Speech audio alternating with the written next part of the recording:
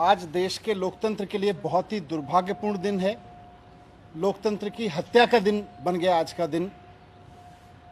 चुनाव आयोग की एक हरकत की वजह से आज का दिन लोकतंत्र की हत्या का दिन बन गया।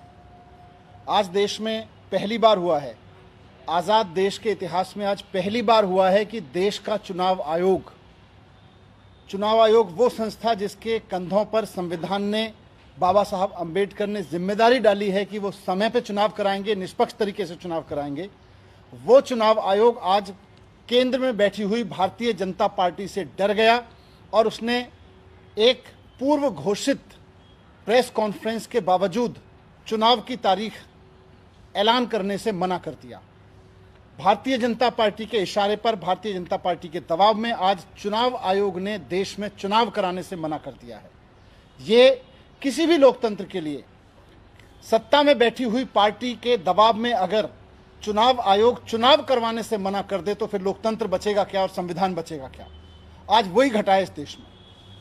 आज चुनाव आयोग ने आप सबको बुलाया था, पूरे मीडिया को बुलाया था कि 5 बजे चुनाव आयोग की प्रेस कॉन्फ्रेंस में दिल्ली नगर निगम के लिए चुनाव की तारीखों का ऐलान किया जाएगा।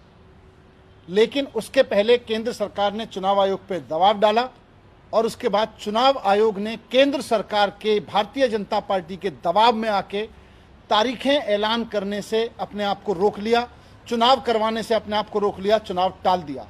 ये बहुत खतरनाक है। अगर देश का चुनाव आयोग राज्य सरकारों के सामने, केंद्र सरकारों के सामने इस तरह से झुकने लगेगा, इस तरह से घुटने टेक देगा, तो फिर चुनाव का बचेगा क्या? चुनाव का मतलब क्या बच गया? लोकतंत्र का मतलब क्या बच गया?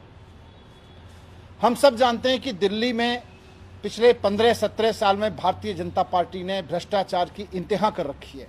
त्राही त्राही मची हुई है दिल्ली में बीजेपी के भ्रष्टाचार की वजह से। एमसीडी में, दिल्ली में जितना बीजेपी ने भ्रष्टाचार किया है, हर आदमी दुखी है और भारतीय जनता पार्टी इस बात को अच्छे से जानती है। अब जब चुनाव सर पे हैं, चुनाव की तारीखों का आज ऐलान होने वाला था, तो बीजेपी उससे घबरा गई। उसको पता है कि इस बार बीजेपी के भी सर्वेज में उनको पता है कि इस बार आम आदमी पार्टी की 272 में से 250 सीटें आने वाली हैं। जिस तरह से विधानसभा के चुनाव में 70 में से 67 सीटें दी एक बार और 70 में से 62 सीटें दी अरविंद केजरीवाल को दोबारा, तो आज पूरी दिल्ली में लोगों को लग रहा है कि एमसीडी में अभी उन्हें केजरीवाल ही चाहिए। और दिल्ली के दिल में जब आया कि एमसीडी में केजरीवाल, तो बीजेपी चुनाव से भाग गई। भारतीय जनता पार्टी घबरा गई कि 15-20 सीटों पर समेट देगी दिल्ली की जनता इतने भ्रष्टाचार की वजह से। तो उसने चुनाव आयोग को झुका के आज दबाव डाला और तारीखें टलवा दी, चुनाव आयोग से चुनाव का ऐलान टलवा दिया। आज भाग गई भारतीय जनता पार्टी। भारतीय जनता पार्टी में आज हिम्मत नहीं है कि दिल्ली की जनता का सामना कर सके। भारतीय जनता पार्टी में आज हिम्मत नहीं है कि समय पे चुनावों का सामना कर सके। बहाना ले रहे हैं यूनिफिकेशन का।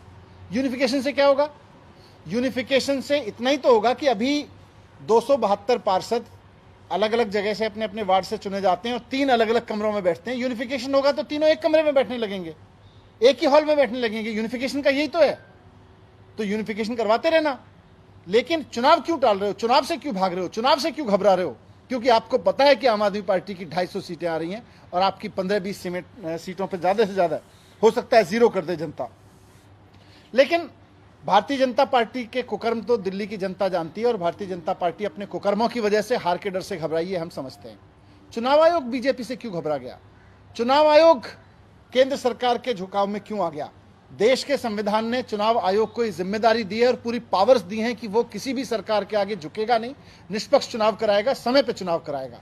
लेकिन जिस तरह से आज चुनाव आयोग ने भारतीय जनता पार्टी और केंद्र सरकार के सामने घुटने टेक दिए हैं, उससे बहुत बड़ा खतरा पैदा हो गया है।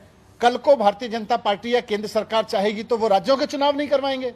किसी भी राज्य में अगर कल को भारतीय जनता पार्टी को लगेगा कि वो हारने वाले हैं, तो वो चुनाव आयोग भारतीय जनता पार्टी के सामने घुटने टेक के वहां के इलेक्शन कैंसिल करा देगा। कल को मोदी जी को लगेगा कि वो देश का चुनाव हारने वाले हैं, तो केंद्र सरकार के इलेक्शन कैंसिल हो जाएंगे। तो अगर इलेक्शन कैंसिल करना केंद्र सरकार और राज्य सरकारों के, चुनी हुई सरकारों के दायरे में आ गया, अगर इस तरह की परंपरा बना दी चुनाव आयोग ने, तो उसके बाद में लोकतंत्र में बचेगा क्या? बुलाई हुई प्रेस कॉन्फ्रेंस को जिस तरह से आज नकारा गया, चुनाव आयोग ने अपने पूरे शेड्यूल को जिस तरह से टाला केंद्र सरकार के दबाव में, देश के इतिहास में आज तक नहीं हुआ, पहली बार हुआ है। मैं आखिर में यही कहना चाहता हूं कि भारतीय जनता पार्टी लोकतंत्र की इस तरह से हत्या ना करे। चुनाव आयोग अपने दायित्व को समझे। संविधान ने, बाबा साहब ने, देश की उम्मीदों ने, आज़ादी के इतने सारे जान देने वाले लोगों ने आज़ाद देश कराया और फिर संविधान बना तो इसलिए ताकि संविधान के हिसाब से देश चलेगा, और संविधान ने चुनाव आयोग को ताकत दी तो इसलिए ताकि संविधान के हिसाब से चुनाव कराएगा। मैं चुनाव आयोग को भी कहना चाहता हूं कि संविधान के रक्षा के लिए, लोकतंत्र की रक्षा के लिए अपने निर्णय को, अपने कर्तव्य को ठीक से निभाएं। बीजेपी से भी कहना चाहता हूं कि अगर हार रहे हो तो अच्छे काम करो ना, लोगों के लिए ईमानदारी से काम करो ना। ये चुनाव आयोग के दरवाजे से चुनाव से क्यों भाग रहे हो, डर के क्यों भाग रहे हो? और मुझे पूरी उम्मीद है कि अभी अगर चुनाव हो तो 272 में से 250 सीटें आएंगी, और अगर बीजेपी इस तरह से चुनाव से भागी और भारतीय जनता पार्टी का ये चेहरा जो लोगों को आज समझ में आ गया है, इसके बाद तो हो सकता है 260 या 70 सीटें भी आ सकती हैं आम आदमी पार्टी की। Thank you.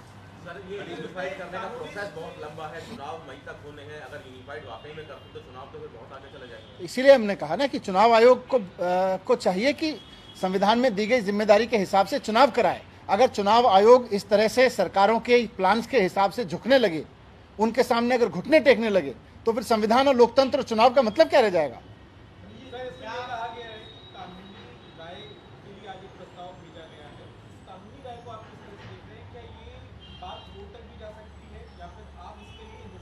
मुझे लगता है नहीं, इंतजार तो क्योंकि भारतीय जनता पार्टी भाग गई है तो जनता कर रही है कि कब बीजेपी को नगर निगम से लात मार के भगाए। जनता कर रही है कि कब नगर निगम में बीजेपी के करप्शन पे झाड़ू चलाए, और उसी से घबरा के बीजेपी भागी है। सर, यूनिफाइड करने का ये जो फैसला केंद्र सरकार ने आज किया है, इसको आप किस तरीके से देखते हैं और क्या लगता है कि आप आम आदमी पार्टी यूनिफाइड करने के हक में है? इसके ये एक अलग मसला है, यूनिफाइड का प्लान क्या है, कैसे आ रहा है, क्या आ रहा है, कब आएगा, क्या ये लोग लेके आ रहे हैं। क्योंकि पिछले बार जब ट्रैफिक एक्शन हुआ था तो दिल्ली विधानसभा से हुआ था, जब 3 हिस्से किए गए थे दिल्ली विधानसभा से किए गए थे, तो कैसे किया जा रहा है ये अलग मसला है। इस पर जब कोई प्रस्ताव होगा तो उस पर एग्जाम करेंगे। लेकिन आज दिल्ली में नगर निगम की चुनी हुई बॉडी की समय सीमा खत्म हो रही है, चुनाव का ऐलान होना है। चुनाव आयोग ने चुनाव की तारीखों का ऐलान करने के लिए प्रेस कॉन्फ्रेंस बुला रखी है 5 बजे, और उसके पहले केंद्र सरकार डरा के धमका के साम दाम दंड भेद से चुनाव कैंसिल करा दे रही है। ये तो इस देश में आज तक नहीं हुआ आजादी के बाद से। ये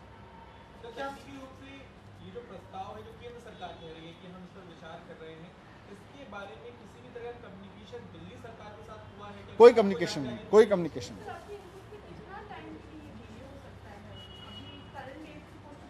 देखिए, हमें नहीं पता ना, ये तो हमको और आपको साथ में ही पता चला है। आप लोग भी चुनाव की तारीखें सुनने गए थे, आपको भी नहीं पता था कि आज एक झुका हुआ भारतीय जनता पार्टी के घुटने पर रेंगता हुआ चुनाव आयोग आपको देखने को मिलेगा। आपको भी नहीं पता था, आपको भी लग रहा था कि हो सकता है चुनाव आयोग आज चुनाव की तारीख बताएगा। चुनाव आयोग का ये कहना है कि चुनाव बहुत ज्यादा डिले नहीं होंगे और जिस तरीके जो तारीख है उस तारीख में हम कराएंगे, और साथ ही साथ ये भी आश्वस्त कर रहे हैं कि किसी तरीके का दबाव नहीं है, बस लीगल ओपिनियन के लिए हम नहीं, लेकिन तारीखों का ऐलान करने के बाद भी तो कर सकते थे।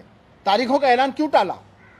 ऐसी क्या मजबूरी आ गई चुनाव आयोग की? मैं फिर से आपके माध्यम से भी चुनाव आयोग को कहना चाहता हूं कि आपके ऊपर बहुत बड़ी जिम्मेदारी है इस देश में, संविधान को बचाए रखने की, लोकतंत्र को बचाए रखने की। पार्टियां आएंगी जाएंगी, सरकारें आएंगी जाएंगी, लेकिन ये चुनाव आयोग, ये संस्थाएं, इंस्टीट्यूशंस को खत्म ना करें, भारतीय जनता पार्टी के आगे इस तरह से ना झुकें।